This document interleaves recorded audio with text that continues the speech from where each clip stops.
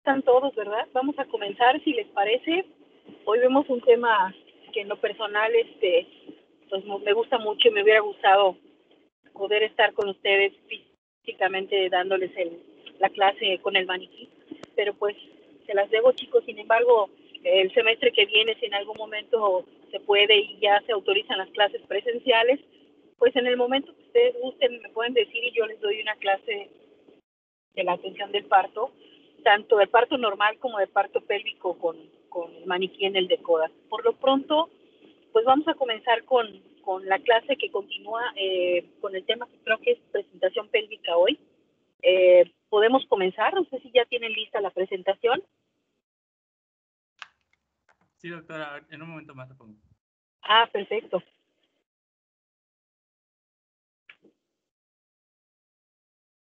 Voy a silenciar el micrófono para que no escuchen los beepers de mi coche.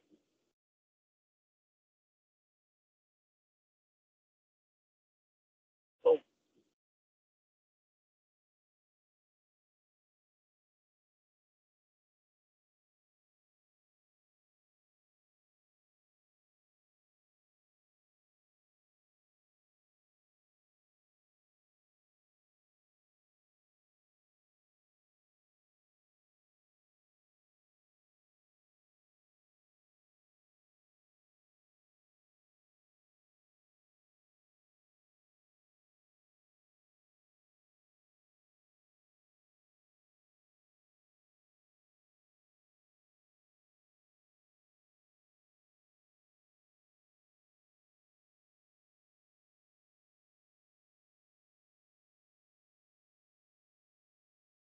No sé si pueden ver mi pantalla.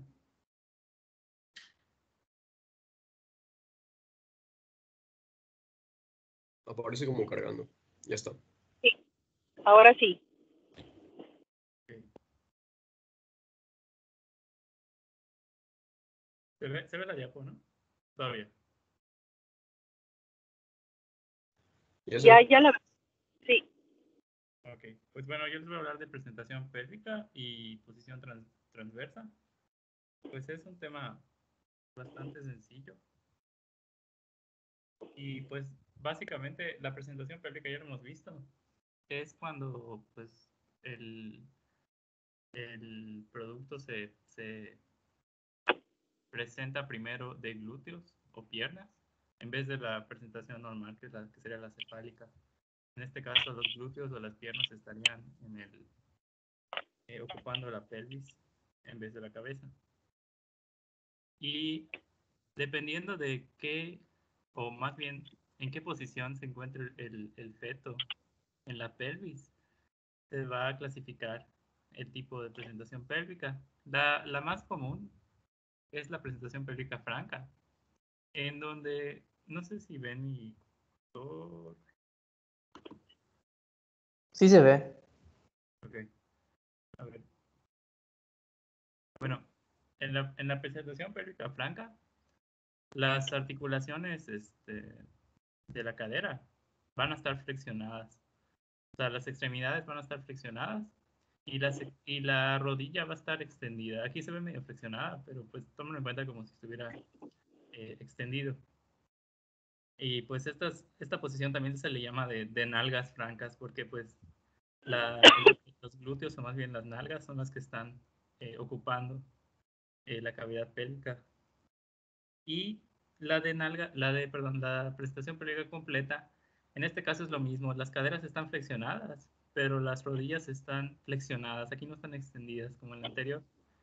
Y luego tenemos a la pélvica incompleta, en donde ya sea que tanto las dos caderas o una sola van a estar extendidas, y también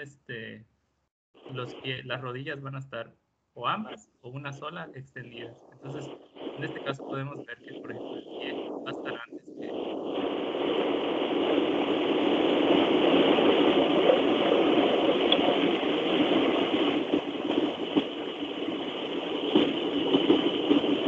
Y bueno, en los factores de riesgo tenemos primero a la multiparidad, a la edad gestacional inmadura, al volumen anormal del líquido amniótico, embarazo múltiple, hidrocefalia, anencefalia, las anomalías uterinas, la placenta previa y los tumores pélvicos. Todos estos pueden ocasionar una presentación pélvica.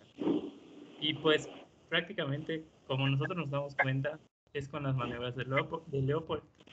Nada más para acordarnos pues rápidamente cómo se hacía. La primera maniobra servía para evaluar el fondo uterino. Y también en esta como que aprovechábamos para ver si estaba en presentación pélvica, porque pues si sentíamos la cabeza en el fondo uterino, pues obviamente no, la cabeza estaba arriba. En la segunda maniobra se evaluaba la posición, buscando el dorso del feto con la mano. Sentíamos en qué posición estaba, si estaba longitudinal o transversa. Y con la tercera, ya la presentación. La cuarta maniobra es para ver si el grado de encajamiento.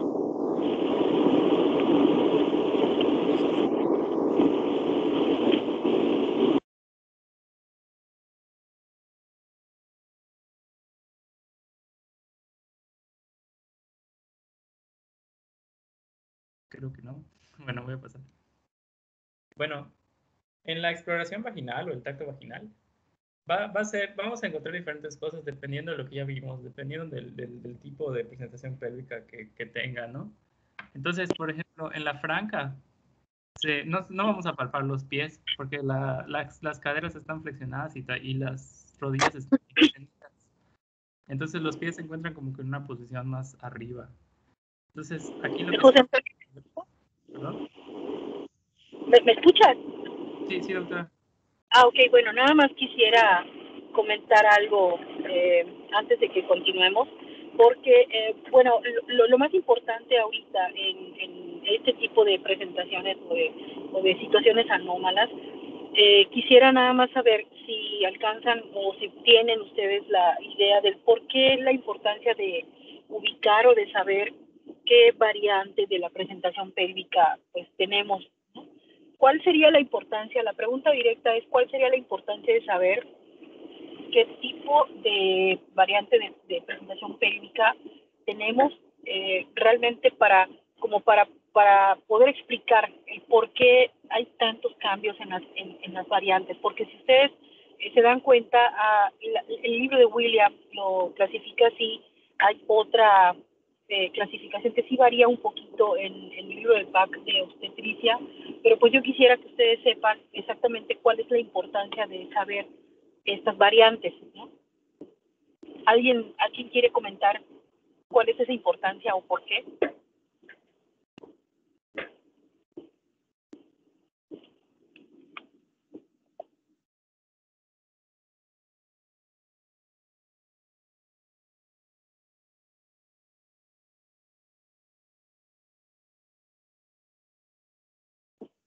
Bueno, creo que no sé si me alcanzaron a escuchar o a lo mejor no me expliqué bien con la pregunta. Bueno, a lo que voy es a que hay una variante en particular que es mucho más probable que con ese tipo de presentación pélvica haya prolapso del cordón umbilical o inclusive de alguna de las estructuras de los miembros pélvicos del feto hacia el canal vaginal. Y esto obviamente comprometería pues obviamente al producto y no necesariamente tiene que estar en expulsivo, ¿no? El hecho de saber que es más riesgo de que se salga el cordón umbilical, pues eso nos duplica la posibilidad de complicaciones en todos los sentidos, ¿no? Incluyendo la muerte del feto. No sé si me escuchan, la verdad. No sé si alcanzan. Sí, doctora. Bueno, no sé si quedó claro, si lo saben o que me digan cuál de las variantes. No sé si lo... Creo que es la incompleta. Ahí es que... Ahí está. Ya no lo escuché, doctora. Sí. Ok. Bueno, sí es la incompleta. En cualquiera de sus variantes de la presentación pélvica hay riesgo, pero la que representa mayor riesgo de complicaciones es la presentación pélvica incompleta. El riesgo más grande es que haya un cordón y esto pues complica todavía más la situación, ¿no? Adelante, continúa.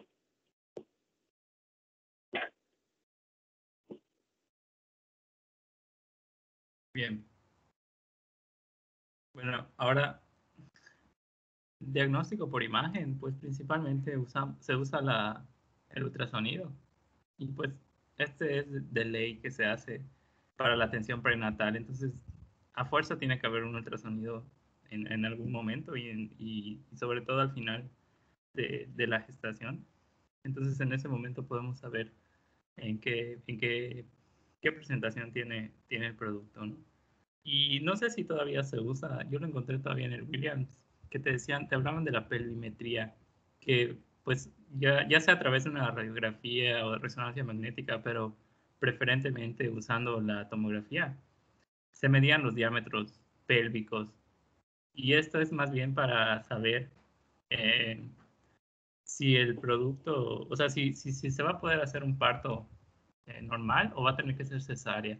Sin embargo, cuando yo roté por gineco en la T1, todos los que tenían presentación pélvica eran cesárea. O sea, es más, me decían los residentes que era una de las indicaciones para cesárea. Entonces, no sé si todavía tiene validez o sirve para algo, doctora.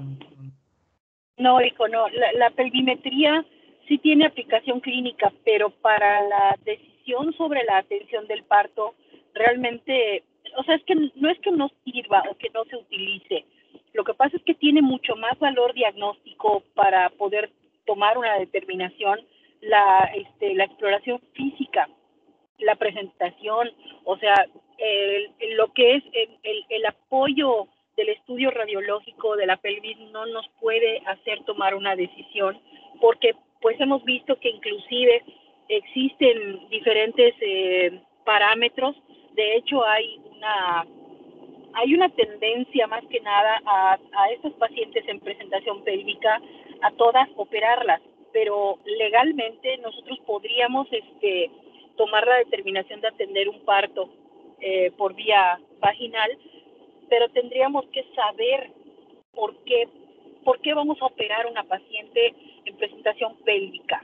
Hay una situación que me gustaría que ustedes sepan, porque no es así. Sí es cierto que cada hospital tiene sus protocolos, sus normas, sus guías, pero hay una escala que es la de Satushny, que legalmente nos puede a nosotros, por así decirlo, como amparar para poder, o sea, por el hecho de tomar la decisión de operar a una paciente. Obviamente una paciente con una modificación en sus diámetros pélvicos óseos, pues aunque fuera cefálico, ¿no? O sea, tiene que ser cesárea, es una indicación. La estrechez pélvica o la alteración en la pelvis ósea es una indicación de cesárea, pero en un producto en presentación pélvica, la pelvimetría realmente no nos ayuda mucho. O sea, aquí lo que importa es el hecho de que la paciente haya tenido partos previos, o sea, que sea una pelvis probada, es un punto a favor para que pueda hacer un parto pélvico por vía vaginal. Pero obviamente se requiere también que el médico que va a atender el parto pues tenga la habilidad, el conocimiento y la experiencia en la atención de parto pélvico. Si no la tiene, es como cuando tenemos los forceps, y si no hay los forceps, obviamente, o sea, si no tienes la habilidad, la experiencia y el conocimiento, nomás no puedes, no debería ser que te arriesgues a atender un parto en presentación pélvica. Por esa razón, tenemos que acudir al conocimiento de esa evaluación a través de esta tabla o de esta escala. Después les voy a hacer llegar el documento donde está la escala de Satushny. Ustedes pueden buscarlo inclusive en Google y puede aparecerles ahí, pero pues obviamente tendríamos que saber cómo evaluar esa tabla o esa escala. No sé si la vas a mencionar, si la conoces, si lo dice el libro. No la mencioné. De hecho, no la conocía hasta ahorita que la dijo. No la tengo. Pues es que realmente es una, ¿cómo decirlo? Tiene que ser del conocimiento de los obstetras. Inclusive para la atención del parto pélvico vía abdominal, las maniobras para atender la obtención del producto las tenemos que utilizar, son las mismas. pero las aplicamos en la cesárea, o sea, tenemos que saberlas, ¿no? Entonces, hay una escala de Satushny, se escribe con Z, es Satushny-Andros, y esta escala evalúa el tipo de presentación, la altura de la presentación, son varios parámetros, si no me equivoco son 5, y obviamente tendríamos nosotros que saber cuántos puntos, si nos da una escala de 3 a 5 puntos, pues saber si es parto o pues puede ser cesárea. O sea, tenemos que saber qué puntuación nos da para tomar la decisión de que sea parto o cesárea. Yo se las paso. Ok, doctora. ¿Continúa? Gracias, doctora. Sí, adelante, hijo. Okay. También vi en uno de los documentos que compartió la doctora que mencionaban la versión cefálica externa, que es una técnica que he visto que se usa o sea, no la he visto personalmente, pero estuve revisando videos. Y la usan sobre todo para evitar una cesárea cuando hay una presentación pélvica. Y pues, así como ven en la imagen, literal consiste en hacer una serie de movimientos para que el feto pues rote, ¿no? O sea, si está en posición pélvica, queda en una presentación cefálica. Y no sé si se usa... No la hacemos, hijo, no la hacemos. Este tipo de maniobras están documentadas, está justificado a lo mejor en algún momento, pues si no tenemos quirófanos, si todavía está alta la presentación, si no está en trabajo de parto la paciente, si está más pequeño el producto, bueno, pero se necesitaría que el abdomen de la paciente esté flácido, que no sé, es muy difícil que sea tan fácil, ¿no? Tiene sus riesgos. Entonces, normalmente no nos arriesgamos a manipular a las pacientes así, sobre todo si sabemos que con los movimientos pudiera ser que se desprenda la placenta o que se extraccione el cordón umbilical. O sea, realmente no es una práctica que acostumbremos a hacer en ningún lado, a ningún nivel. O sea, los obstetras no lo hacemos, las únicas que se avientan a hacerlo son las parteras, pero realmente no lo hacemos. Aunque esté documentado que se puede, se hizo en su momento hace muchos años, pero no es una práctica que sea como parte del manejo de las pacientes con embarazos y productos en presentación pélvica. Adelante. Bueno, pues ya les había puesto un video, pero ya luego si quieren lo checan cuando les pase la diapo de más o menos en qué consiste esta técnica. Y pues básicamente los factores que favorecen, aquí es un cuadro del Williams, que no sé si está la clasificación, pero no creo, porque no decía nada, no decía nombres, solo decía factores que favorecen la cesárea. Y por ejemplo, aquí tenemos la inexperiencia del médico, que la paciente solicite la cesárea, que el feto pues sea grande, o sea, macrosómico, que tenga más de 3.000, de 3 kilos 800 a 4 kilos, que el feto sea viable, que sea pretérmino, que tenga retraso del crecimiento fetal y varias cosas que hay aquí, ¿no? Que tenga una cesárea previa. Creo que eso siempre recuerdo, que cuando es iterativa, siempre es cesárea. Sí, o sea, sí son parámetros aceptables, pero podemos nosotros, no es la tabla de Satushny, no es la que yo les dije, pero sí hay uno que otro parámetro que está contemplado en esa escala. Estos son como que ¿cómo decirlo? Los tomaste estos del Williams. Sí son parecidos, pero no son todos los que considera la escala de Satushny. Ah, ok. Bueno, entonces creo que eso era todo. Sí, esa era toda la presentación pélvica. Y bueno, me tocó también posición transversa. Esto es más fácil, por así decirlo, o más sencillo de explicar. Y pues la posición transversa, ya saben que la posición es el eje, la relación del eje del feto con el de la madre. En este José caso... Antonio, ¿me permites opinar? ¿Perdón?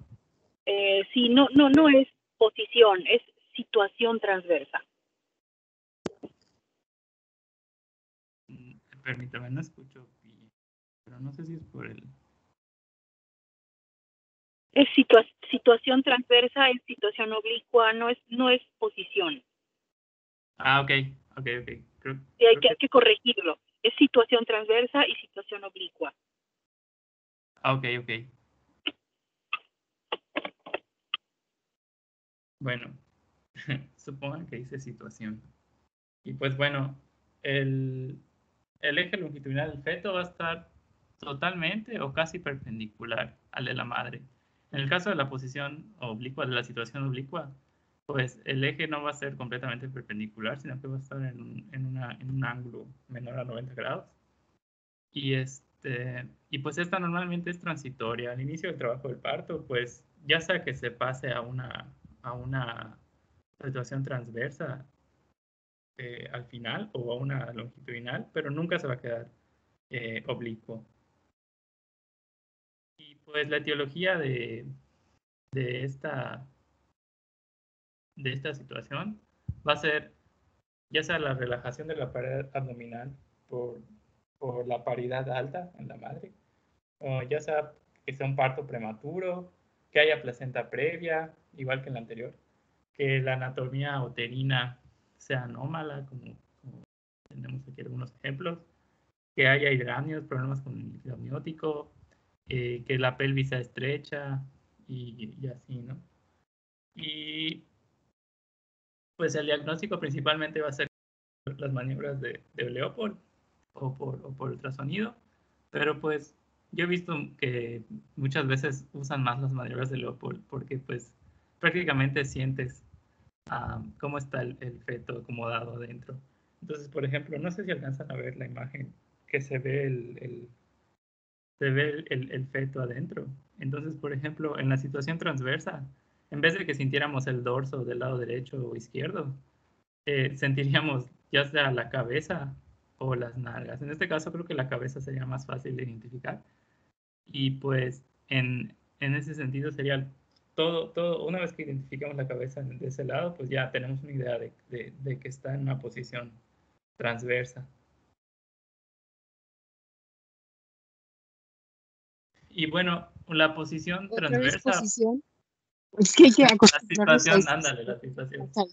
Ajá. La situación transversa en el trabajo de parto, pues prácticamente es difícil, ¿no? O sea, no, decía el Williams que prácticamente es imposible el nacimiento espontáneo, entonces es una indicación para cesárea y la incisión mencionaban que tenía que ser vertical porque era más fácil eh, como que sacar al feto del útero, así. Y también eh, la situación transversa desatendida, o sea, que no nos hayamos dado cuenta de que que haya estado en una situación transversa antes del parto, pues puede provocar una rotura uterina, que creo que sería la complicación más grave de esto. Y ya, eso era todo. No sé si quiere agregar algo más, doctora. Ok, bueno. Bueno, lo que te voy a decir a lo mejor no te guste mucho, ¿verdad? Pero yo creo que faltó algo importante cuando hablamos de presentación pélvica. A lo mejor por eso, pues parece como que es muy fácil, ¿no? Es muy sencillo, pero créeme que no. Realmente, yo creo que faltó un poquito más en relación a la dinámica de la atención del parto. No sé si van a hablar siempre sobre algo parecido la siguiente, tu compañero o compañera, no sé.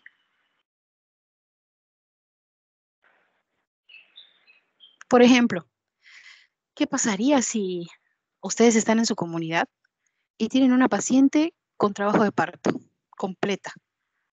Y al valorarla, ustedes diagnostican un producto en presentación pélvica. Obviamente la indicación es trasladarla, ¿verdad? Pero si les agarra a las 2 de la mañana, no hay ambulancia, están en una comunidad bastante poco atendida, a lo mejor, pues porque no tienen, ni siquiera los policías pueden llevar a la paciente. Y te toca porque la tienes que atender, porque inclusive aún con la ambulancia pueden hacer en la ambulancia, ¿verdad? Y te va a tocar a lo mejor atender un parto pélvico. A lo mejor esperemos que no, pero si les llegara a pasar, mínimo tendríamos que saber lo más importante. No necesariamente, ¿cómo explicarlo? Sé que ya todos tenemos el concepto y la instrucción o el aprendizaje que un producto en presentación pélvica debe ser obtenido por cesárea, ¿sí? O sea, desde luego yo también estoy de acuerdo. Pero ¿qué va a pasar? Créanme que pasa, ¿eh? Porque yo después de, no sé, en algún, no sé si lo conozcan, el doctor David López es un médico que está en una comunidad que en su momento también fue pasante, fue mi alumno, y de repente me habla porque me dice, doctora, tengo una paciente con un embarazo de término, tiene trabajo de parto, está en expulsivo, pero está pélvico, ¿no? Durante el trabajo de parto, perdón, durante el traslado de donde estaba hasta donde llegó, mientras conseguía ambulancia, entonces imaginen ustedes, o no puede uno parar el trabajo de parto una vez que ya esté establecido, ni que le digas a la paciente que sople su dedo gordo, va a dejar de tener dolor y va a dejar de evolucionar. ¿Estamos de acuerdo? O sea, tienen ustedes que tener nociones de lo que se debe hacer y de lo que no se debe hacer cuando tengan una paciente en trabajo de parto en presentación pélvica. Quiero saber si alguno de los que están aquí conectados, y están todos y quieren opinar, saben el mecanismo del trabajo de parto en presentación pélvica. ¿Quién dice yo?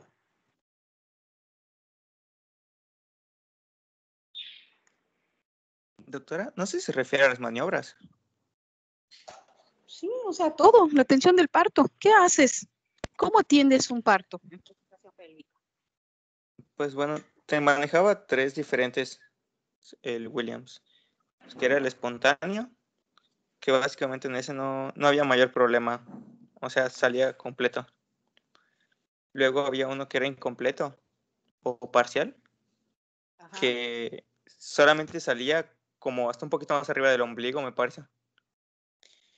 Y ahí la indicación era hacer una tracción en la que tenías que colocar tus dedos pulgares en la zona sacra, me parece, y el resto de los dedos en las crestas, me parece.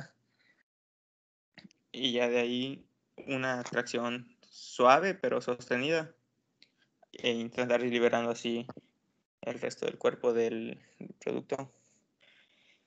Y ya el problema era cuando eso no funcionaba, porque se podía hacer otra en la que tienes que levantar las piernitas y de forma, o sea, como hacia el muslo anterior de la mamá, y de ahí también intentar jalarlo para Ok. liberar los brazos. Ajá. O sea, estoy entendiendo que me estás describiendo lo que harías en la atención del parto. Yo pregunté qué harían si tienen una paciente en trabajo de parto. Acabas de mencionar algo que es punto clave porque es lo que no deberíamos de hacer. Jalar, traccionar. Cuando nosotros tenemos que tomar la decisión de atender el parto, pues tenemos que saber lo más básico. Tenemos 3 partos. El parto de las caderas, el parto de los hombros y el parto de la cabeza. ¿Estamos de acuerdo ahí? O sea, ¿hasta ahí estamos bien? Cuando hablamos del parto de las caderas, ¿en qué diámetro, hablando del feto, en qué diámetro pensamos? Vitrocantéreo. ¿Ya? Vamos a imaginarnos el diámetro vitrocantéreo. Cuando hablamos del parto de los hombros, hablamos del diámetro biacromial. Y cuando hablamos del cráneo o de la cabeza, ¿de qué diámetro vamos a hablar? Del diámetro biparietal. Entonces, si nos imaginamos el diámetro bitrocantéreo, que es el de las caderas, tendríamos que saber en qué diámetro de la pelvis materna debe entrar o entraría ese diámetro bitrocantéreo. Si nosotros sabemos en qué diámetro debe entrar, lo demás es más fácil, porque en ese mismo diámetro materno van a entrar los otros 2 diámetros, el biacromial y el biparietal. Y ese diámetro en la pelvis materna es el diámetro oblicuo. Del estrecho superior estoy hablando, porque tendríamos que saber también el conocimiento de los movimientos cardinales que son muy diferentes a una presentación cefálica. ¿Sí me explico? No sé si me están oyendo. Sí, doctora. Sí, doctora. Sí, doctora. Por eso yo considero que esto lo tendremos que saber, porque yo les puedo decir, es pregunta de examen y a lo mejor se lo aprendan, ¿no? Pero si nosotros tenemos la secuencia de que, o el conocimiento de que el parto pélvico también tiene que seguir una secuencia de movimientos porque se encaja y después de que se encaja, ¿qué hace? Estamos hablando del parto pélvico, ¿no? Y esto es importante, ¿por qué? Porque de cualquier manera, intervengas o no intervengas activamente en la atención del parto, lo que menos debes hacer es jalar al producto. Sobre todo porque cuando entra en la cadera o el diámetro vitrocanterio en la pelvis materna, hace una rotación que tiene sentido, ¿no? Porque tiene que rotar para que entonces el diámetro que sigue, que es el diámetro biacromial, también entre en el mismo oblicuo, en el diámetro oblicuo de la madre donde entraron las caderas. Entonces tiene que rotar para que los hombros entren igual y tiene que volver a rotar para que la cabecita entre igual en el mismo diámetro oblicuo. Y esto quiere decir que cuando desciende, nosotros tendríamos que saber que si lo traccionamos cuando veamos las piernitas y las caderas afuera, a lo mejor nosotros jalemos y forcemos ese diámetro o esa entrada del diámetro biacromial en otro diámetro que no deba ser. Y lo que hace, pues obviamente, si nosotros jalamos al bebé, se atora el diámetro biacromial y lo que hace es extender las manitas hacia arriba. Y esto, pues obviamente nos va a llevar a una complicación todavía mayor, porque entonces va a haber una distocia de hombros. ¿Sí me explico? Eso es lo peor que nos puede pasar, por eso no hay que traccionarlo. Cuando hablamos del apoyo o de la intervención del médico, cuando ya salieron los hombros, cuando ya salieron las caderitas, cuando ya salió el abdomen y podemos divisar a través del orificio del introito vaginal el ángulo inferior de la escápula del producto, entonces a lo mejor pues sea necesario que hagamos una intervención para poder ver cómo van a nacer, porque los hombros también tienden a ubicar su diámetro biacromial hacia el diámetro del estrecho inferior antero-posterior. O sea, salen en anterior o en posterior los hombros. Entonces, ahí es cuando intervienen las maniobras, que son maniobras que sirven para la extracción de los hombros y la cabeza, y hay maniobras que solo son para la obtención de la cabeza. Entonces, esto es importante que ustedes lo sepan, porque si ustedes tienen ese conocimiento, a lo mejor no está indicado el parto, y a lo mejor se debió operar, pero a las 3 de la mañana en la ambulancia tienen que atender el parto pélvico. Entonces, si no tienen las condiciones, pues que empuje la señora, o sea, no jalen al bebé. Son dos cosas que tienen que cuidar. Nunca traccionarlo. Y la segunda, hacer asa de cordón, porque tenemos que asegurar, garantizar que la circulación le siga llegando al producto, porque una vez que entre la cabeza, si se maja el cordón umbilical, ya fue. ¿Qué fue lo que pasó en esa ocasión cuando el doctor trasladó a la paciente? Entonces, si ustedes no tienen ese cuidado y ustedes, por decir, hacen el asa de cordón y ahí tienen al bebé hasta que la cabeza sí sale la cadera, fácilmente puede salir lo demás, pero si ustedes lo traccionan, van a alterar toda la secuencia de los movimientos cardinales que por sí solito naturalmente va a hacer. Entonces, no es que se atore, nosotros lo atoramos, porque no sabemos hacer las maniobras, no sabemos en qué momento debemos intervenir. No sé si me explico, jóvenes, o sea, por eso digo, es importante que conozcamos las maniobras, porque esas mismas maniobras, o sea, no, la voy a trasladar, la va a llevar la ambulancia, chévere, llega a Mérida, está completo, pero todavía está en tercer o cuarto plano, ¿no? Y no, o a lo mejor no está todavía descendido. La bloqueamos, la operamos, abrimos, llegamos a la cavidad uterina y tenemos también que rotarlo. porque hay que hacer que los hombros salgan en una dirección que podamos manipular y sacar a la cabecita. Y también ahí hacemos la maniobra de Rojas Lobset, también ahí hacemos la maniobra de Mauricio. O sea, no sé si me explico, tenemos que saber las maniobras. Pues por eso decía yo, no es una crítica para mal, sino yo creo que faltó un poquito más. Y pues obviamente sí me gustaría pues que esto se dé. De hecho, ahorita estoy buscando en mi computadora si tengo una presentación acá disponible. Acabo de llegar a su casa, pero bueno, yo creo que es importante que nosotros conozcamos estos puntos importantes en la atención del parto pélvico. ¿Qué va a pasar si la cabeza no la podemos sacar? Tendríamos que utilizar forceps. Vamos a suponer que pues tenemos los forceps y somos expertos. ¿Qué tipo de forceps debemos utilizar en el caso en el que estemos teniendo una retención de cabeza última? ¿Alguien sabe? En el capítulo donde habla de presentación pélvica lo mencionan, pero, o sea, Son no los quieres... de Piper, doctora. Exactamente. ¿Quién lo contestó? Alfonso. Alfonso. Sí, así es. Se pronuncian, como puedes decir, forceps Piper o forceps Piper. Tienen una forma muy particular estos forceps, no se engranan, tienen la ventaja de ser lo suficientemente curvos y suaves para poder, o sea, aromas las hojas para que no se lesione, obviamente, y fácilmente podamos hacer la extracción junto con la maniobra para la extracción de la cabeza. Entonces, eso hay que tenerlo en consideración porque inclusive no es el único forceps, es el ideal, pero si no hay, tenemos que considerar solicitar algunos que sean también adecuados para la extracción de la retención de la cabeza última. Entonces, esto es importante que lo sepamos. Por favor, no lo olviden nunca. Nunca jalen un pélvico. Aún se tarden en rotar los hombros, aún se tarde en salir la cabecita. Si ustedes tienen el cordón umbilical en seguro, no va a haber ningún problema. Pero tienen que hacer asa de cordón y tienen que sostener al producto. Nada más ayudarlo a nacer, nunca hay que jalarlo. Vamos a continuar entonces, mientras busco las imágenes o la presentación. Adelante. Ok.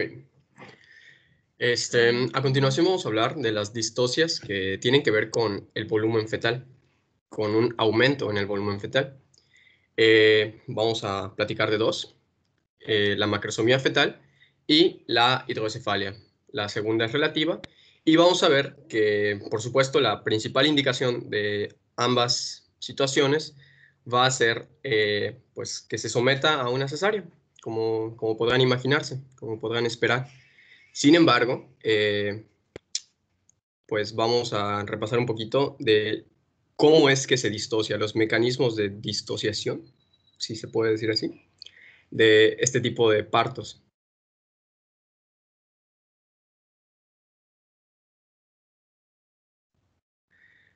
Lo primero, un producto macrosómico se considera aquel que al término de la gestación pesa más de 4 kilos. Bueno, igual o más de 4 kilos. Diferentes literaturas tienen diferentes puntos de corte. Algunos consideran que es hasta 4.500, otros consideran que es desde 3.800. Y por supuesto, si el producto no está a término, es postérmino o pretérmino, pues tendremos que valorar el peso esperado para la edad y si ese peso para la edad gestacional, si ese peso es mayor al percentil 90, entonces diremos que tenemos un producto macrosómico. Bueno, lo que sucede con el producto macrosómico es que pues, su exceso de volumen en una pelvis normal pues, va a ocasionar una distocia que es similar a cuando un producto tiene dimensiones regulares, pero tenemos una pelvis estrecha en contraparte.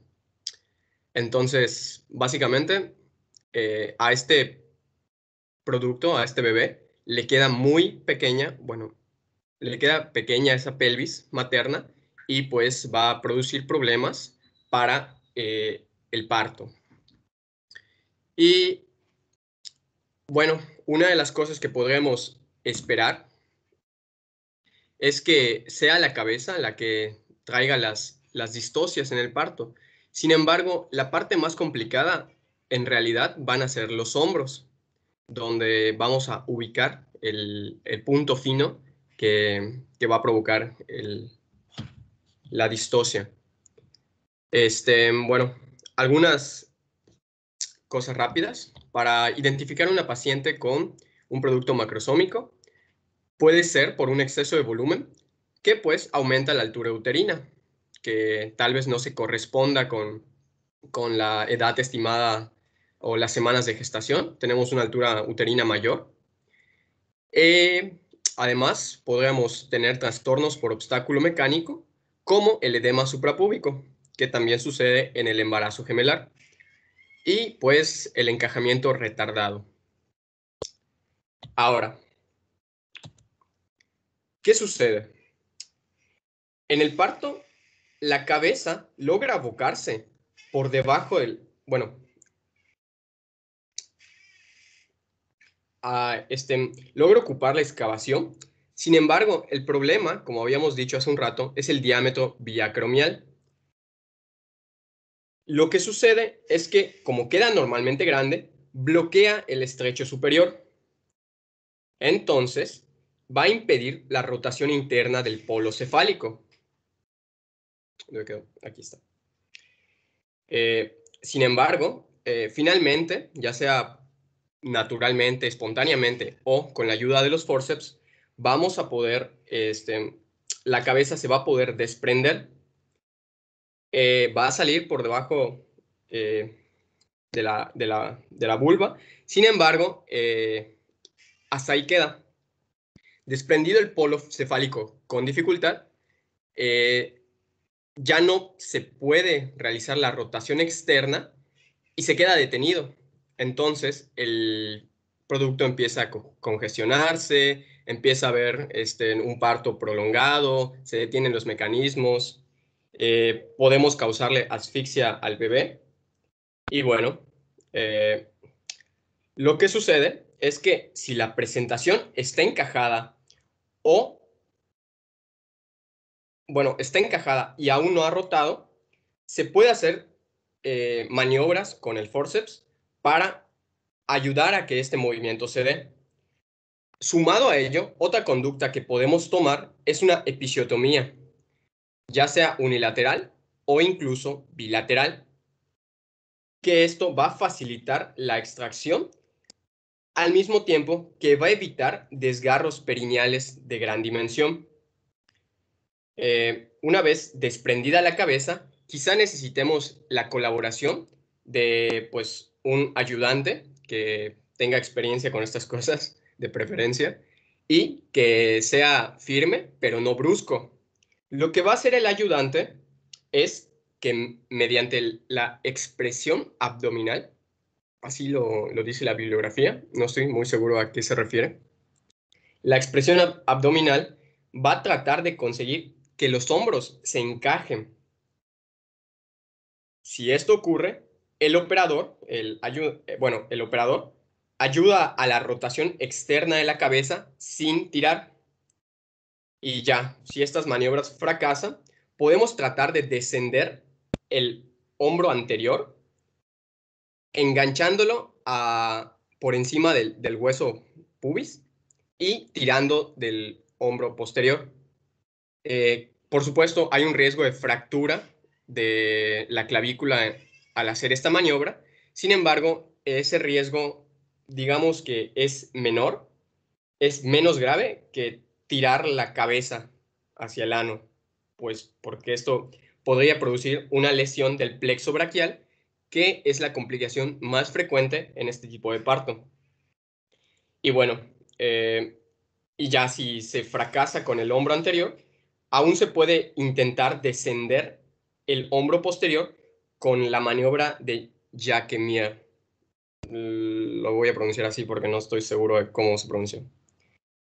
Y bueno, esta maniobra básicamente es la que tenemos acá. Consiste en introducir la mano con la cara palmar mirando al dorso del feto. Vamos a llevarla lo más alto que la anatomía nos permita. Y una vez ahí, cuando hayamos sobrepasado el húmero, la indicación es extraer el hombro posterior. Esta maniobra se supone que va a reducir entre 2 y 3 centímetros el diámetro biacromial, permitiendo que pues ya haya un parto de la cadera superior y pues posteriormente ya no debe haber una mayor complicación con el resto del cuerpo. Ahora, si además de ser macrosómico, nuestra presentación es pélvica, el pronóstico empeora. Al exceso de volumen de nuestro feto se va a agregar que el feto va a extender y a elevar sus extremidades superiores, como si estuviera en un tobogán y disfrutando, ¿no? Pero, bueno, esto va a ser perjudicial a la hora, de nuevo, de hacer el parto de la cadera superior. Las complicaciones son simples. El feto puede morir por asfixia progresiva durante la prolongación del parto. La hemorragia meningia es la causa más frecuente del fallecimiento del feto. Y pues las lesiones traumáticas son causas muy comunes de complicaciones durante el parto, tanto para el feto como para la madre, bueno, para el producto, como para la madre. Y bueno, aquí hay una indicación, un paréntesis, donde nos comentaban los autores que si la presentación, el parto pélvico con producto macrosómico ya inició, deberíamos permitirle continuar en lugar de intervenir. No sé cuál sería la indicación exacta para ya hacer una intervención por parte del operador. Pero bueno, si podemos programar una cesárea o hacerla de emergencia para no arriesgar ni al producto ni a la madre, mejor. Acá algunas conductas que recomienda el Colegio Americano de Obstetricia y Ginecología. Pues el parto por cesárea sería la elección y se recomienda para pesos fetales mayores a 4.500 gramos. Supongo que este peso aplica de manera distinta para la raza mexicana, que pues no compartimos la misma talla que las personas norteamericanas. Y bueno, si hay un parto en la segunda etapa que esté prolongado o también si hay detenimiento en el descenso. Estas serían indicaciones para la cesárea. Otra alternativa que se nos plantea es una inducción oportuna del trabajo de parto. Es decir, programar la inducción del trabajo de parto a la semana 38, 39, antes de que el feto sea demasiado grande, como para que sus dimensiones imposibiliten el trabajo o dificulten el trabajo de parto. Y pues bueno, ante la falta de diabetes en el parto vaginal, no está contraindicado. El parto vaginal no está contraindicado en las mujeres cuyo producto pues sea menor de 5.000 gramos. En cuanto al pronóstico, bueno, puede haber ruptura uterina en el caso de la madre, puede haber desgarros, por ello se recomienda hacer la episiotomía, y pues hemorragias que tengan que ver con el alumbramiento e incluso infección. La mortalidad materna y perinatal va a aumentar tan solo por la presencia de tener un producto con alto peso. Entonces, es una complicación importante.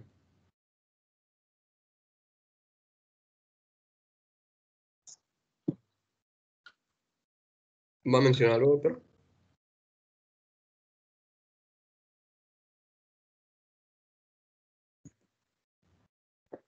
Bueno, voy a continuar. La segunda distocia que vamos a ver es la hidrocefalia. Como tal, este aumento del volumen se considera un aumento del volumen relativo, pues porque las dimensiones corporales del producto no están aumentadas más que en la cabeza. Y la dificultad durante el trabajo de parto tienen que ver con el grado de hidrocefalia que tenga nuestro producto. Ok. La hidrocefalia se produce por la acumulación de líquido cefalorraquídeo en los ventrículos del cerebro. La causa más frecuente, pues, es la estenosis congénita del acueducto de Silvio, que provoca, pues, un obstáculo, impide la circulación de los plexos coroideos hacia la superficie del hemisferio y, pues, de esta manera aumenta la acumulación de líquido cefalorraquídeo dentro de los ventrículos. Otras causas, pues, son tumores de la fosa posterior, el síndrome de Dandy-Walker y, bueno, lo que va a imposibilitar o la causa de distocia en este tipo de productos, pues, es el aumento de los diámetros cefálicos, incluido el diámetro biparietal, que van a impedir el encajamiento en el estrecho superior. Hasta un tercio de este tipo de partos se presentan de manera podálica. Y bueno, acá unas indicaciones para las embarazadas que nos pueden llamar la atención, pues son las exposiciones a teratógenos, infecciones transmitidas in útero, productos previos con anencefalia o espina bífida, malformaciones de Arnold-Chiari, etc. Deficiencias de vitaminas, zinc o folatos durante el embarazo. El diagnóstico, por supuesto, es mediante ecografía o pues mediante resonancia magnética. Acá lo que tenemos es una ecografía donde supongo que el operador está midiendo un diámetro, que quiero pensar, no estoy muy seguro, que es el diámetro biparietal. Y aquí tenemos una resonancia magnética donde encontramos pues unos ventrículos muy dilatados con aumento de volumen circulante. Ok, ¿qué pasa con la hidrocefalia? Durante el parto, los hechos van a ser semejantes mientras la bolsa se encuentre íntegra. Una vez que se rompa, el encajamiento no se produce, pues la cabeza rebasa el pubis, pero no puede encajarse o acomodarse dentro de los diámetros maternos. Y bueno, lo que podemos hacer para reconocer es que mediante el tacto vaginal vamos a encontrar una bolsa que se distingue de otras que contienen agua porque pues, está recubierta por cabello, presenta suturas abiertas y fontanelas enormes. Se siente tensa y pues bueno, esta tensión se exagera durante la contracción. De esta manera podemos hacer el tacto y distinguir que efectivamente se trata de una hidrocefalia, si es que, bueno, no lo sabíamos antes por los ultrasonidos o los antecedentes con los que llega la paciente. La conducta a seguir es que si el diámetro biparietal sigue siendo menor a 10 centímetros o la circunferencia cefálica es menor a los 36 centímetros, se puede permitir el parto vaginal bajo la vigilancia del operador. Hay unas intervenciones, como lo son las cefalocentesis, se deja para fetos con anomalías graves o concomitantes. Lo que se puede hacer es perforar el cráneo, y esto va a depender si el producto es viable o no, para extraer el líquido cefalorraquídeo de manera que disminuya el volumen del polo cefálico y pues permitir el parto. Ahora, si el parto se presenta de manera pélvica, nos contaba que, pues bueno, es hasta cierto punto más benigno, ya que, pues como no están aumentadas las dimensiones corporales inferiores, pasan sin mayor dificultad y pues, de nuevo, el problema va a ser cuando llegue el parto del polo cefálico. En esta situación, pues podemos tomar dos conductas, igual dependiendo de si nuestro producto es viable o no. Y si no es viable, pues también se podía aconsejar la decapitación del producto, pues porque así se obtiene una vía como lo sería la médula espinal para extraer el líquido cefalorraquídeo, disminuir de nuevo el tamaño de la cabeza y poder expulsarla. Bueno, la cesárea abdominal, por supuesto, sería el método de elección para obtener a este tipo de productos. Y el pronóstico, la supervivencia va a ser mayor siempre y cuando la hidrocefalia se haya adquirido tardíamente y no haya dañado extensamente la masa encefálica. Hay que recordar que pues, el aumento del volumen de los ventrículos va a producir un efecto de masa sobre el resto del encéfalo, comprimiendo a las neuronas. Y pues obviamente podemos esperar un daño neurológico en este tipo de bebés a la hora de nacer. Creo que eso sería todo, doctor.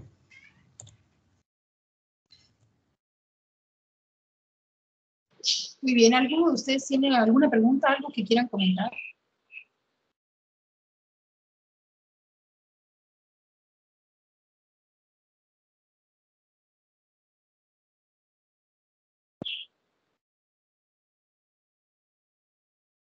Jóvenes, ¿están ahí? ¿Me escuchan? No sé si me escucharon. Yo lo No sé escucho. no sé si Sí, quieran, doctora. algo que quieran comentar, algo que quieran preguntar, porque desde luego aquí pues sí considerar que este tipo de pacientes con el diagnóstico de hidrocefalia, macrosomía, pues definitivamente nos complican la atención del parto, ¿verdad? Entonces sí tendríamos nosotros que tener el apoyo del neonato en todo momento, inclusive pues tener las condiciones para poder obtener al producto, que obviamente hacer una función pues implica mucho riesgo, ¿no? Entonces sí valdría la pena que cuando nos toque a nosotros a lo mejor tener este tipo de casos, pues tener siempre el apoyo de otro obstetra y de un neonatólogo. ¿Algo que quieran comentar, que quieran preguntar? A mí me gustaría ver más imágenes para entender esto. Los artículos que consulté no contenían muchas imágenes que nos pudieran ayudar a entender los mecanismos. Pero, ¿de qué? ¿De hidrocefalia o de todo? En general, de todo, pero pues sobre todo cuando consulté las maniobras para ayudarme a obtener el producto. ¿De La cuál? verdad ¿De es que hidrocefalia, hijo, o del pélvico? del macrosómico. Ah, del De- macrosómico. Cuando se hace la extracción de los hombros, Sí. me pareció complicado entenderlo.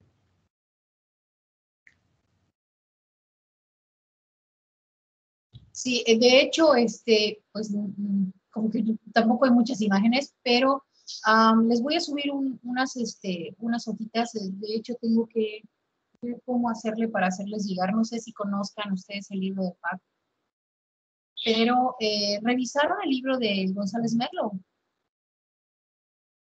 Eric, ¿tú revisaste el libro de González Merlo?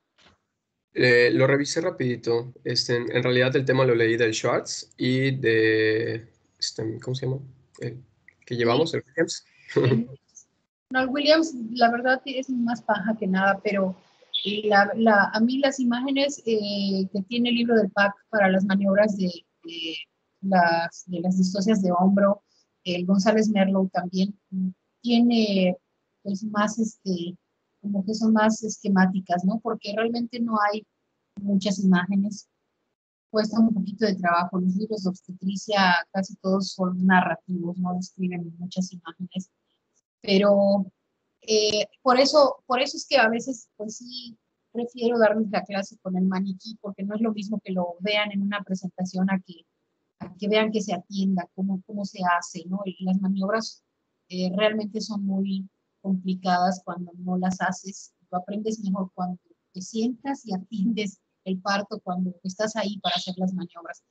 Pero pues bueno, yo tengo ahorita acá, tomé una de estas presentaciones, puedo ponerla, no sé si pueda, creo que sí puedo compartir mi pantalla, si me lo permiten. Ah, no tengo ahorita de hidrocefalia a mano, pero sí tengo de presentación pélvica. ¿Pueden ver mi pantalla? Sí, doctora. Ok, bueno. Cuando yo les comenté en relación de la elección del trabajo de parto, me pareció está muy bien la tabla, la subió Alfonso a la plataforma de Teams. Ahí está inclusive la calificación en relación a la puntuación para pues, decidir el parto o la cesárea. Pero pues obviamente yo creo que es importante que nosotros sepamos en qué momento vamos a utilizar estas maniobras. Inclusive el González Merlo también maneja, Williams muy poquito, pero creo que el González Merlo maneja estas imágenes. No sé si las están viendo ahorita en la pantalla. Ahorita voy a mover esta acá para hacerlas más Sí, grandes. doctora, sí se ven. Ok, aquí hablamos de una maniobra en particular para empezar, que es la de ranch. O sea, nosotros lo manejamos así como de ranch, pero ahí va, ya se está cargando para ponerse a modo de presentación. Si ustedes se fijan, no está ejerciendo una tracción, está sosteniendo al producto. Aquí estamos hablando de una maniobra que nos va a facilitar la extracción de los brazos y la cabeza. Es la maniobra que se utiliza para la extracción de ambos, porque hay maniobras que son solamente para la extracción de los hombros y hay otra que es solamente para la cabeza. En esta en particular, se sugiere que llevemos hacia el abdomen del feto la cara anterior de ambos muslos.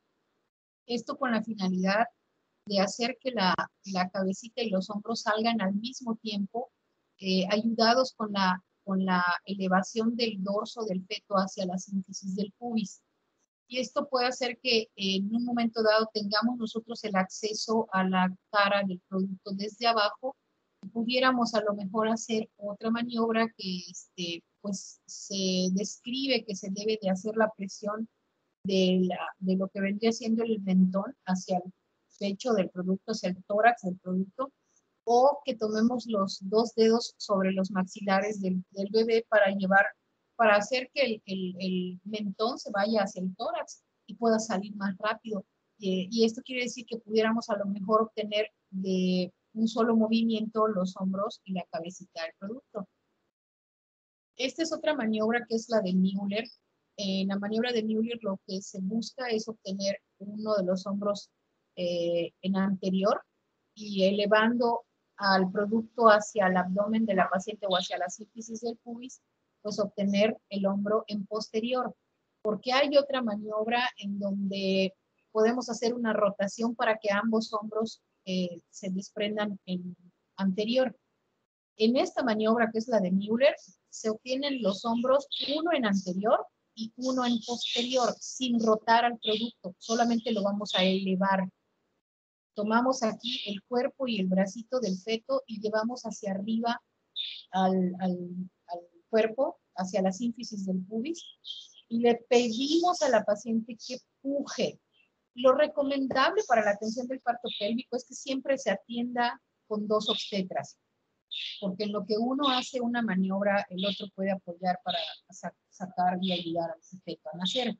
Aquí tenemos una ampliación y una variante de la maniobra de McRoberts, que me imagino ya la habíamos comentado. La cara anterior del muslo de la madre se lleva hacia el abdomen de ella para que los diámetros pélvicos se amplíen y podamos sacarlo con mayor facilidad. Esta maniobra de Rojas-Lotzer también es para la obtención de los hombros, pero lo que hacemos aquí es hacer que los bracitos puedan nacer en anterior los dos. O sea, sale uno y lo rotamos hacia el lado contralateral para poder sacar el otro hombro también hacia la sínfisis del pubis. Los dos hombros nacen en anterior. Esta es la maniobra de Mauricio. Aquí es donde también podemos hacer otra maniobra con la mano, el cuerpo del feto cabalga sobre la mano inferior del que está teniendo el parto y al mismo tiempo que la otra mano la pone en el dorso y en el cuello del producto y hace una tracción suave llevando el dorso hacia el abdomen de la madre para poder hacer que nazca la presentación en forma más rápida porque se reduce el diámetro y la sutura sagital pues se acomoda más fácilmente en el anteroposterior, haciendo que el mentón vaya o tope hacia lo que es el tórax del producto. Esta tiene una variante. Podemos meter los dedos en la boca del feto y hacerlo, o tomar el mentón y llevarlo hacia el pecho, pero como a veces no siempre podemos medir nuestra fuerza, podemos generar fracturas o lesiones en el maxilar del producto. Entonces, es nada más una guía, un apoyo, el tocar, hacer que el mentón se dirija hacia abajo, es suave. Y lo único que tenemos que hacer siempre es apoyarnos con el hecho de que la paciente puje, tiene que pujar para que nosotros no tengamos que jalar al producto.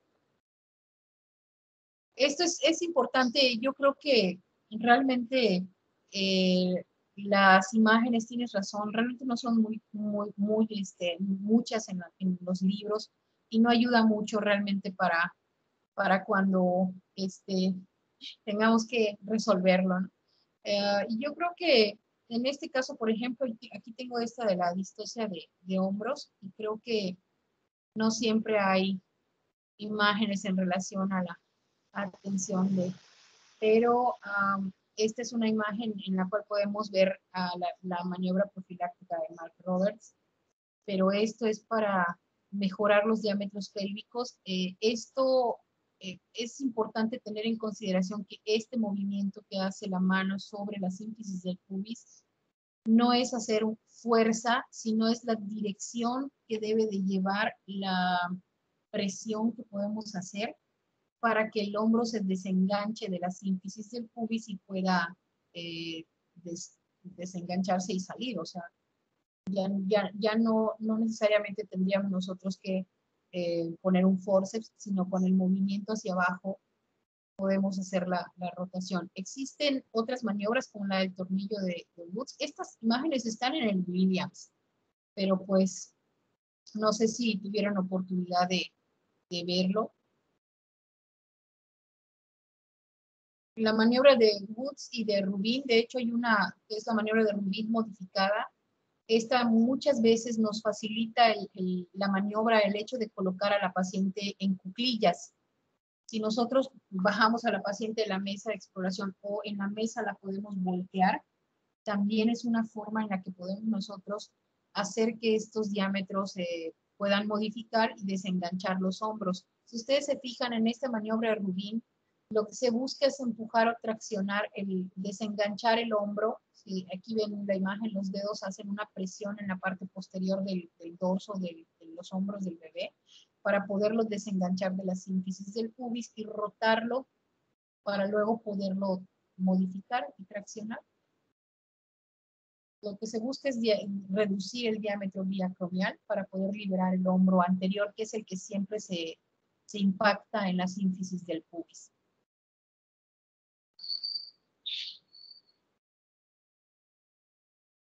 No sé si tengan alguna pregunta más, algún comentario. Voy a tratar de escanear el libro de PAC para subirlo y ustedes puedan tener acceso un poquito más a estas maniobras en relación a lo descriptivo y a las imágenes. Víctor, ¿quieres hacer alguna pregunta? Alfonso. Sí, doctora, nomás era para confirmar lo de las maniobras. Solo se usan en caso de emergencia, ¿no? O sea, porque... o siempre que haya un... Es lo que yo les decía, estas maniobras las hacemos en la cesárea. Hacemos okay. la de Rojas Lobset, hacemos la de Mauricio, hacemos la de Branch. En algunas ocasiones, como lo hacemos todo muy rápido, a veces no da mucho tiempo de que se identifiquen todas o cada una de ellas. Pero si ustedes tienen chance cuando les toque hacer sus prácticas en el hospital, de entrar a quirófano y ver cómo se atiende un parto, a lo mejor no sea un parto pélvico, pero bueno, lo que pasa es que ahorita ya en el hospital, si se atiende un parto pélvico, Dios, todo mundo se para estar ahí y ver el parto pélvico, ¿no? ¿Por qué? Porque casi no se atienden partos pélvicos. Es muy, muy especial el momento en el que se hace. Pero si ustedes tienen oportunidad de entrar a una cesárea de un parto pélvico, háganlo, para que ustedes vean que pues, se hacen las maniobras, se roja el producto, se hace la de Rojas Dobson, hacemos la de Mauricio para la expulsión de la cabeza, a veces hacemos la de Branch primero. Entonces sí se aplican, sí tenemos que conocerlas. Alfonso. Sí, doctora, le quería preguntar, Sí. ¿la de Rojas Lowset es la que se utiliza cuando hay un brazo nucal? Sí, podemos nosotros identificarlo al momento de hacer la palpación desde que veamos que ya está por asomar el ángulo inferior de la escápula. Podemos nosotros introducir 2 dedos y tratar de ver si hay alguna alteración, si no ha terminado de rotar el diámetro biacromial. Pero por lo general, podemos nosotros tomar la decisión de qué maniobra hacer solamente explorando hacia dónde están los hombros. Gracias, doctora. De nada, ¿alguien más que quiera hacer alguna pregunta? Esteban. Sí, doctora, nada más para preguntarle, ¿qué libro nos recomienda más ahorita para leer, el González Merlo o el Williams? En presentación pélvica para mí está mejor organizado, mejor estructurado, con mejores imágenes y mejor descritas las técnicas el González Merlo. Para este capítulo de pélvico, macrosómico, hidrocefal inclusive, está muy bien el González Merlo. Ok, doctora. Y de los demás temas, algunos varían en el Williams y en el González, o sea, ¿de cuál nos recomienda? Sí, a mí me gusta más cuando veamos gineco, ahí sí recomiendo que sea del Williams. También el González Merlo en alguno que otro tema de gineco. Pero en obstetricia, algunos temas están, ¿cómo decirlo? Cuando vemos, por ejemplo, diabetes y embarazo, está muy actualizado el libro de Williams de obstetricia, está bien, o sea, ese tema está bien ahí. Me gustan los dos para el módulo de obstetricia, el Williams y el González Merlo, pero en particular esta de la presentación pélvica y macrosomía, yo está mejor el González Merlo. Cuando habla de la actividad, por decir, distocias de contracción, distocias de presentación, el Williams, los primeros temas están muy bien porque también están actualizados, pero es incómodo a veces leer, que menciona mucho el hecho de que se hicieron tantos estudios y no se llegó a la conclusión de que, bueno, que depende de la experiencia del médico, o sea, como que no te da una determinación clara, ¿no? Una decisión clara, es un poco confuso. Sí. Pero pues, algunos temas de ginecología en el Williams están muy bien, como amenorreas, por decir, los procesos infecciosos, cervicovaginitis, ¿cómo se llama? Lesiones premalignas de cervix. Hay muchos temas que mejoró, en los que mejoró mucho el Williams de ginecología. Y en el de obstetricia, pues bueno, ahí la lleva. Pero este tema en particular me gusta más en el González Merlo. El que sigue, ¿cuál es? Es disdinamias, ¿no? Distocias de la dinámica uterina, de contracción. Sí, doctora. Yo creo que ese tema sí está bien en el Williams. El que sigue.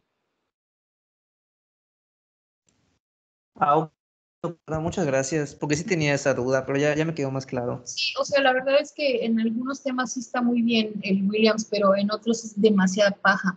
Y les repito, en hipertensión y en diabetes y embarazo, nada más algunas cositas que de repente hacen falta un poquito. Las menciona como entre paréntesis, pone, de acuerdo a Pedersen, por ejemplo, ¿no? Los criterios de mal pronóstico en diabetes no los menciona el Williams, pero sí menciona lo actualizado para el establecimiento del diagnóstico. Entonces, pues yo creo que eso es lo más importante para este nivel de atención, ¿no?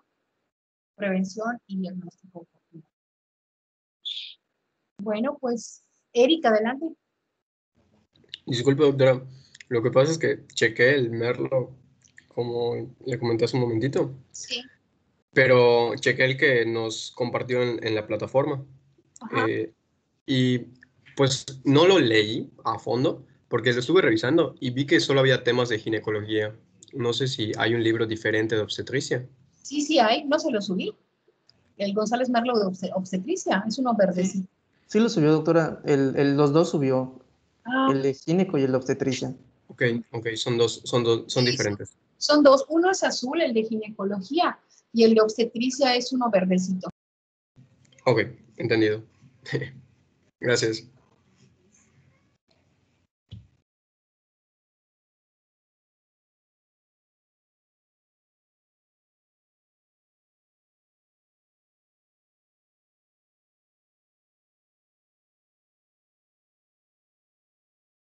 No sé si ahorita voy a revisar, a lo mejor no se cargó bien, pero subí los 2 libros. De todos modos, les digo, tengo el libro de PAC, lo voy a tratar de escanear porque creo que no hay un PDF.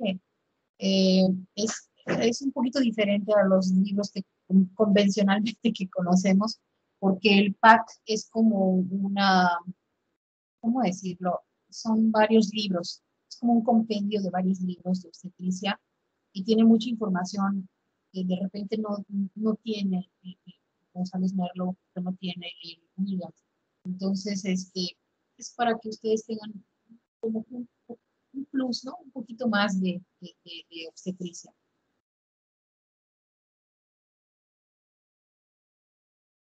¿Algo más que quieran comentar? ¿Vas a comentar algo, Eric? No, doctora. Ya estoy. Gracias. No, de nada, al contrario, a ustedes. Bueno, creo que están todos conectados, están todos aquí. Yo normalmente no les paso lista, pero porque pues entiendo que a lo mejor no estén por ahí todos en el momento en el que yo esté pasando la lista, pero vamos a quedar en un punto, ¿no? O sea, cuando termine la clase les voy a pasar lista para que yo lo registre porque ya me está pidiendo el doctor Pablo las listas de ustedes. Entonces, les voy a pasar lista ahorita, me corrigen si hay algo que esté mal, si no los mencioné, por favor. Alfonso.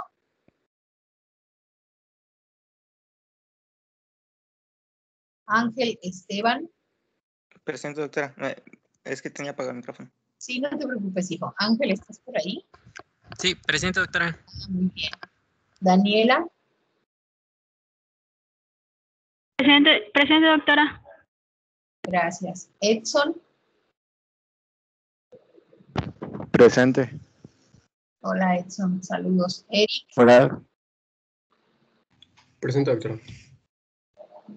Esteban Mauricio. Presente, doctora. Héctor. Presente, doctora. Gracias. Jessica. Presente, doctora. Gracias. José Antonio, ya sé que estás por ahí. Doctora, me saltó. Bueno, todavía no he llegado contigo por ahí, pero qué bueno que ya dijiste. Es que no estoy yendo en orden de la lista. Ok, perdón. En el que les apunté. Doctora, disculpe si me escuchó, soy Jessica. Sí te escuché, Jessica. Gracias. Al contrario. Luis Fernando. Presente, doctora. Bien, mucho gusto. María José, ya te escuché, ya te puse tu asistencia. Nubia. Presente, doctora. Gracias. Paola. Buenas tardes, doctora. Presente. Buenas tardes, gracias. Pedro.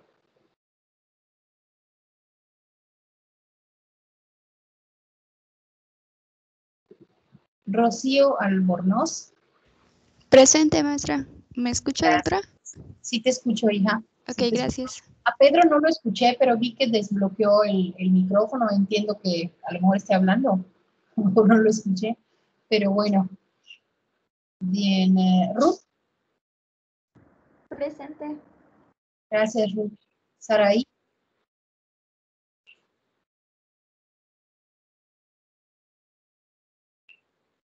Sofía.